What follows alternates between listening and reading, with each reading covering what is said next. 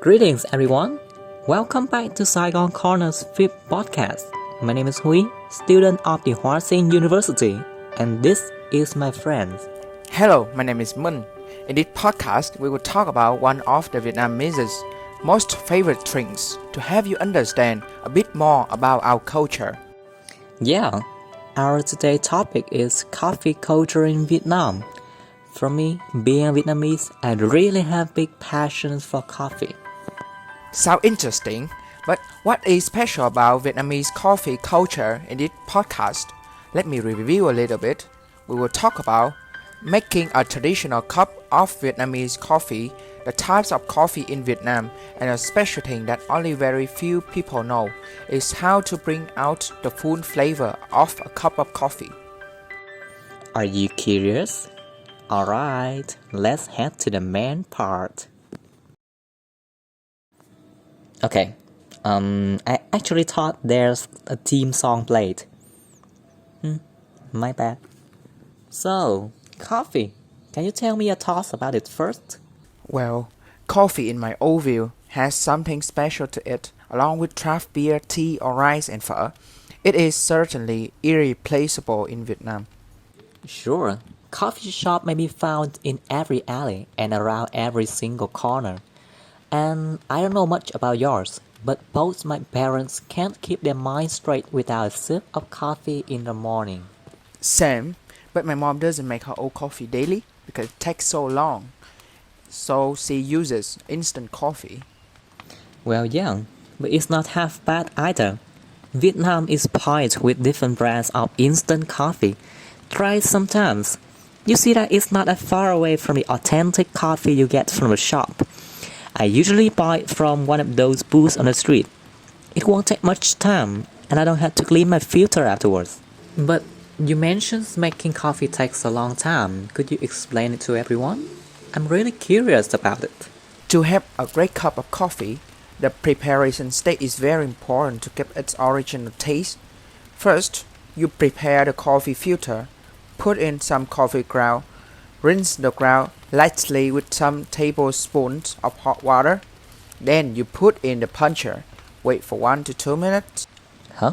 Why don't you just put it all in hot water? By only putting in a small amount of hot water first, the coffee will absorb a bit of moisture and release the aroma. After finishing, you can add little condensed milk with the appropriate ratio based on your reference if you can stand the bitter taste of black coffee.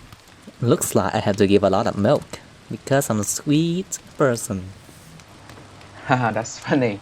Then finally pour in hot water, put the lid up, and wait for the coffee to soak in and trip every single drop until there's no water left.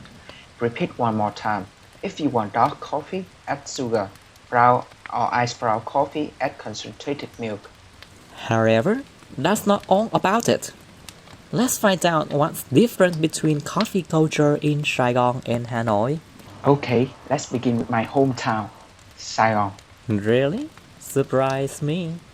The Saigonese can enjoy a cup of coffee at any time of the day, usually in the morning, and anywhere, such as in a luxury cafe, sitting on a sidewalk, street corner, or even sitting flat on the ground in a park.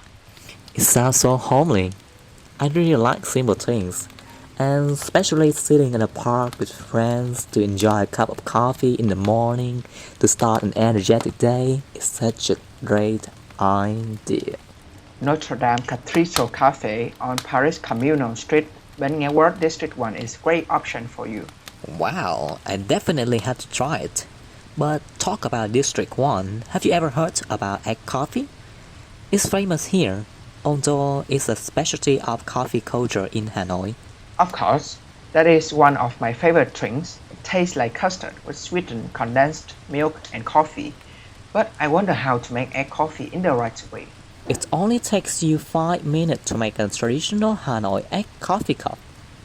First, prepare coffee powder, egg yolk, sweetened condensed milk, pure honey.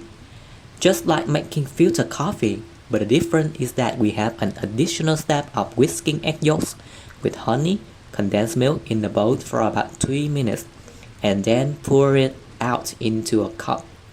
Heat the coffee, add condensed milk, slowly pour the egg cream into the cup. Then finally, you have a super delicious egg coffee cup. Great!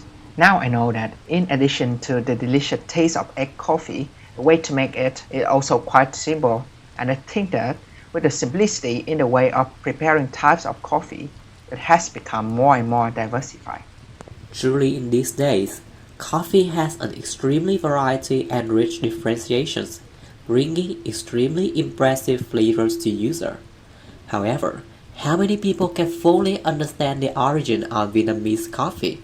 I think the elderly would know better. My grandma told me that the first coffee beans were brought to Vietnam by the French in 1857, and when people found out its economic benefits, it gradually thrived to become one of the crops with the highest export value after rice, and brought our country to the top second position of the world coffee market. Right, and up to now, Vietnam is still the world's second largest producer and exporter of Robusta coffee beans. Robusta beans are far less expensive to produce and they have a higher amount of caffeine, making them perfect for Western and fast-paced markets.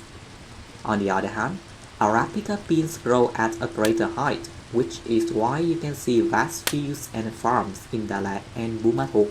Well, it's not surprising to smell the coffee scent on every step in Vietnam after knowing about the history and the culture of coffee.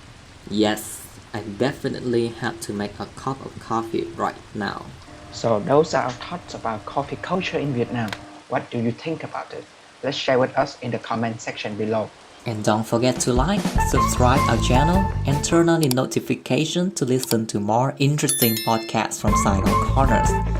We are Huy and Minh. See you in the next episode.